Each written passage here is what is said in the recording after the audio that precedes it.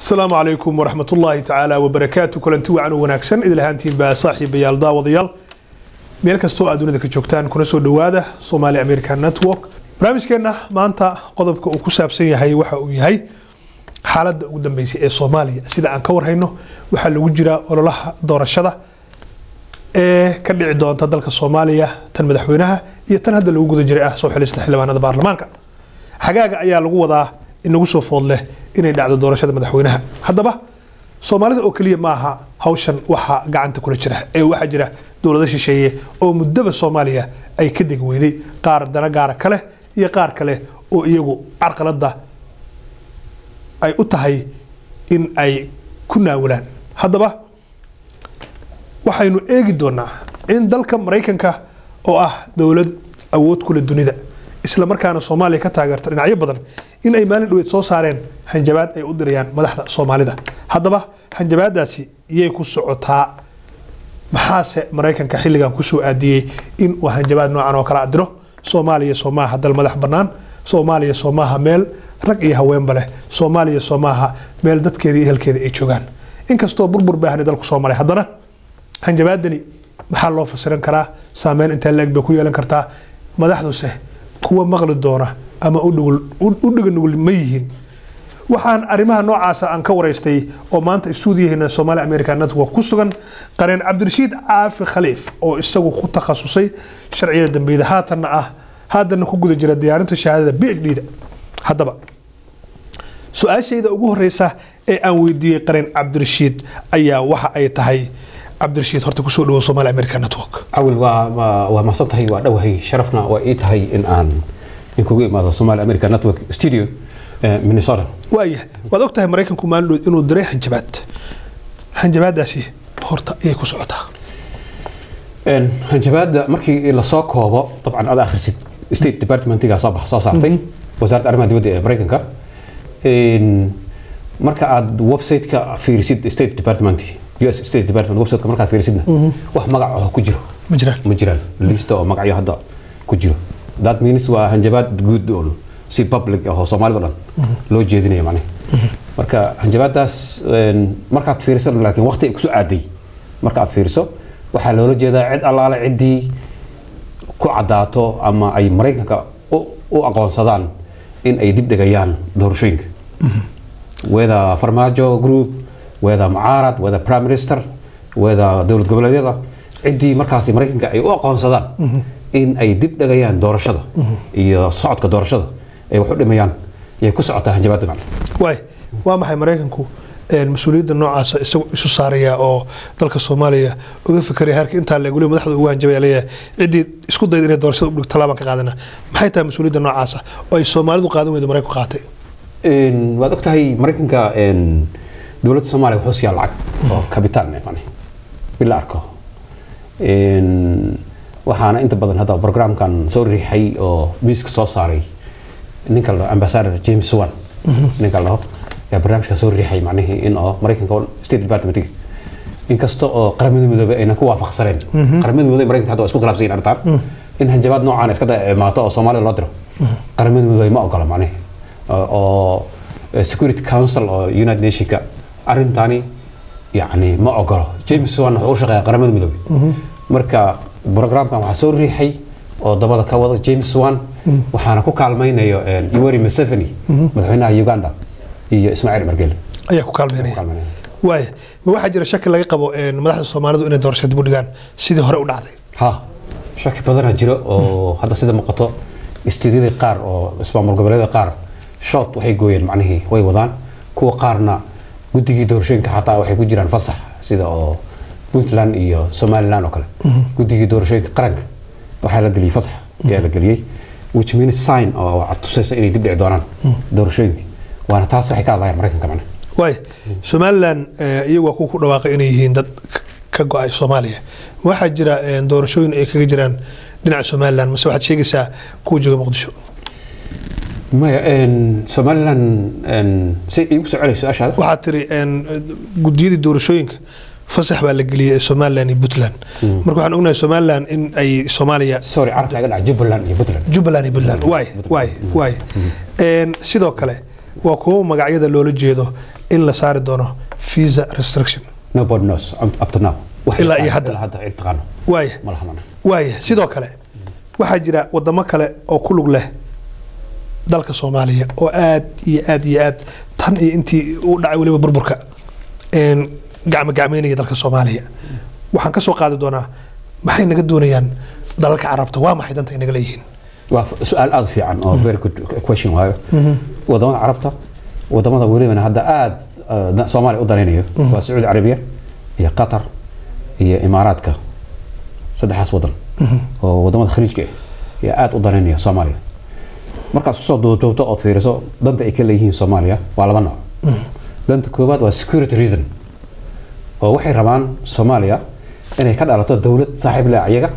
oo gacanta ay ku hayn karaan macna waad ogtahay hadda wadamada Saudi Arabia iyo Imaaraadka iyo Qatar xataa iyo Kuwait waxa ka jira wax la dhaho kacdoonkii Carabta wax la soo maray oo uu ku imaaday xukunka madaxweynaha Masar oo xukunka ku imaaday macna oo ururka Muslim Brotherhood ay xukun ku qabsadeen kacdoonkaas wuxuu dhaliyay wadamada khaliijka inay toosaan oo ay dhahaan meel alaala meeshii urur islaami uu joogo sida Soomaaliya iyo Djibouti iyo xataa Afrika kale in la iska ilaaliyo si xukunka oo ay u ilaashadaan boqortooyada si xukunka u ilaashadaan taas waa security reason waxa kale oo jiro dhaqaale dan dhaqaale oo khayraadkan iyo resource-kan Soomaaliya ay leedahay in la qaato oo la maamulo ayadana waa dan dhaqaale macna marka Qatar iyo Imaaraat iyo Saudi Arabia mid u danaynayso oo dan Soomaaliya gees u wado ma jirto wadan arka dantiis ayuu wataa macna marka Soomaalidana waa la kala xadxadaya adaa fiican Qatar ku fiican Imaaraadka ku fiican hebel ku fiican ya lagu beer la xusada oo lagu kala qaybiyaa macna يعني قيب أو حكم وقاعدة هراء أو استعمار كي وضمان الاستعمال معناه مركا وحاول وأهرن خطر صوماليا إنه كبرت أي في عنتها واي يدا صوماليا أي شوغان ضد أغلق وصاحبك أقون له سياسيين له رباطه فربضنا أي شعب كود الله كل من محاولي كينيا مدحضو إني ولي أنا كيف فكرين dalkan mustaqbalkiisa inuu Soomaali u yaalo oo mar walba lagu gabanaya dawladda kale oo dana gaar kale Soomaaliya waxa keenay laba nooc waxa weeyo bulshada Soomaalida inta wacyiga leh ama aqoonta leh inta badan xukunka ma tagaan macna oo hoggaanka ama decision makers ma aha macna waad ogtahay nidaamkan oo qabaliga oo 4.5 wax badan dibdhac fara badan ku haya bulshada Soomaalida macna waa number 1 oo nidaamkaas wax badan qarannimada asaga la diriray qabyaaladdan macnaheedu waa qarannimada iyo siyaadada iyo sumcadda iyo qarannimada Soomaaliyeed iyo dawladnimada Soomaaliyeed nidaamkaas hoos u hay gadaal u hay macna waa number 1 number 2 bulshada international community hal meel waa la kala xukumaa macna caalamka waxa ka jira wax la dhaho laba kaam ka jira kaam waxa hogaaminayo US oo reer galbeed kaamna waxa hogaaminaya China iyo Ruushka iyo waa isku dhinac ayagana competition kaas marka wuxuu keenay in Afrikaankii oo Soomaalida ka tirsan tahay lagu kala ordo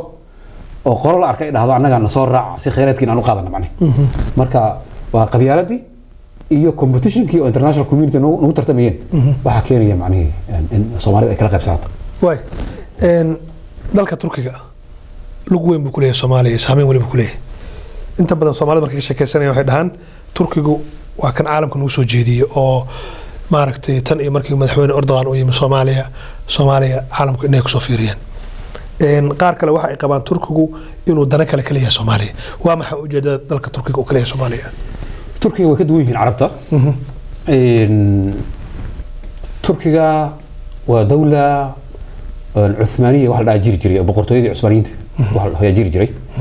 boqortooyada Cusmaaniyiinta marka caalam islaami iyo Yurub iyo meel badan ay qabsatay macnaheedu marka waa dal u fikirayo sida oo Yurub oo kale u fikirayo oo rabo meel ay controlaan xagga dhaqan ahaan iyo dhaqaale iyo wax la arkay siyaasad ahaan Afrika inay ka helaan macnaheedu waa taas mid markay keenayso Turkiga inuu wax badan waqti badan iyo lacag badan oo ku bixiyo Soomaaliya macnaheedu wadamada Carabta saas ma aha wadamada Carabta waxa waayo ka danayso Soomaaliya ka danayso ka gaar haday burburayaan iyo waxay doonaan ba noqdeen ka danayso isaga dhaqaaq wadamada carabta marka waxaan isleeyahay turkiga siyaasadiisa ku aadan Soomaaliya in wax la qabsado waa siyaasad fiican oo development iyo mustaqbalka Soomaaliya siyaasad u fiican waa macna way rajada laga qabo Soomaaliya dad badan oo Soomaali ah marka la sheekaysato waxaad moodaa inay qoosteen qaar kalena waxaad moodaa inay leeyihiin rajo un baa jirto wuxuun baa imaan doona adiga qiyaas ahaantaada aqoon-yahanaa tahay rajo ma leedahay Soomaaliya inay dib u hanato dowladeedii maxaase laga filayaa siyaasiyiinta Soomaaliya ama dowladda soo socota tan haddan joogsasay ma tahay mid soo gaarsiisay meeshii la rabay dalka Soomaaliya si ta kale markay loo wareegto aanay dib u dhac uga imaanin rajo fara badan yani ay muuqato rajadaasina ma aha wax on hadda aan iska leeyahay caadifad keenayso history markaad fiiriso geed socodka dowladnimada Soomaaliya markaad fiiriso waxaad ogaanaysaa ruux la arko inuu wax ku soo daray macna Cabdullaahi wax ku daray Sheekh Shariif Sheekh Ahmed wax ku daray ninka la Xasan Sheekh wax ku soo daray Farmaajo wax ku daray ruux la arko meel wax soo dhigaya macna ruux la arko meel wax soo dhigaya improvement uu jira macna iyo hagaag iyo waxba soo hagaagayo laakiin dowladdan waxay uga duwan tahay wax kuwii hore aynan xoog saarin ay xoog saartay military la dhiso waana meelaha Afrika ay dowlad ku noqoto macna all Afrika wadamada Afrika military ka dhisan yahay macna wadanka military uu ka dhisan yahay waxa weeyo qaranimadiisa iyo dowladnimadiisa sii jiraysa macna hadduu military ka dhisnayn wadankaas ma jiro Afrika ka hadlay marka Afrika laga hadlay marka waxaan isleeyahay rajo fiican yaa aniga ay muuqato wardow siyaasadda arrimaha dibadda ee Farmaajo la go'doomiyay madaxweyne Farmaajo hadda waa la go'doomiyay xogaa waa looga adkaaday sida muuqato saaxadda arrimaha dibadda in looga adkaaday maxaa sababay aniga muuqato maxaa sabab malaynay waxa keenayso khilaafka gudaha Soomaaliya hadda prime ministerka iyo madaxweynaha khilaafka iskhilaafeen mid dhaawac fara badan iyo keenay wuxuu keenay hataa هذا شركي أو African Security Council مركي لا ترتمي كرسي اللي ترتمي إن دولة الصومال أويس خلاف حكيني أو برايم مينستر كي مثلا فرماجي روبل إسقافين يا كيني وحكينا لا خلاف معناه إن لعق بدن ودك إمارات عربت وبحنايان وضمن ذكر أفريقيا أي سينيان سي صومال لوجو ذبي معناه وضمن ذكر كونغو برازيل جيبوتي ودمada afka Faransiiska ku hadlo dhan madaxweyne Macron telefoon u diray ayaga dhan oo yiri macnaheedu arinta Soomaaliya iyo Djibouti isku hayaan haday isqabtaan waana Djibouti codaysan hadana Faransiis waxaasna waxa keenay lacagta oo Imaaraadka yaa mar walba tagtay macnaheedu mar walba yaa gaartay marka waxaan isleeyahay wasaaradda arrimaha dibadda ee Soomaaliya shaqo fara badan yaa u baahan tahay in laga qabto macnaheedu hadda safaaradaha oo Washington DC oo kale siil reew ma shaqeyso safaaradda siil reew ma shaqeyso macnaheedu safaaradda si dowladnimada oo mashaqeyso waa aniga aragtida safaaradda oo Moscow safiirka joogo si dowladnimo oo mashaqeeyo macnaheedu si reew ma shaqeynayso safaaradda oo China naga joogto si dowladnimo si reew oo dowladnimo oo mashaqeynayso macnaheedu safiirka naga joogo manadamada mu'tamar islaam ururka sida ma shaqeynayaan sida ma shaqeynayaan marka waxaan isleeyahay waa habeen fara badan yaa loo baahan yahay wasaaradda arrimaha dibadda in lagu sameeyo dowladda way aad baad ma santaa annaga mowduucyadana kala ku soo qaadan doono barnaamijkan inta doorasho socota aan si toos u wada doono aniga adiga insha Allah ta'ala bilaalka waa soo gabagabeynaya aad iyo aad baad ma santaa saaxiibayaal daawadayaal barnaamijkii aanu maanta ka hadlaynay xaaladda ugu dambeysay ee Soomaaliya iyo dowladaha carabta maxay naga doonayaan ayaan inta ku soo gabagabeynaya barnaamijkan waxa maanta xogta aan wareysi kaga qaaday qareen Cabdirashiid Caafi Khaliif oo isagu ku takhasusay sharciyada dambeeyada haatanna ah PhD candidate ama diyaarinaya shahaadada PhD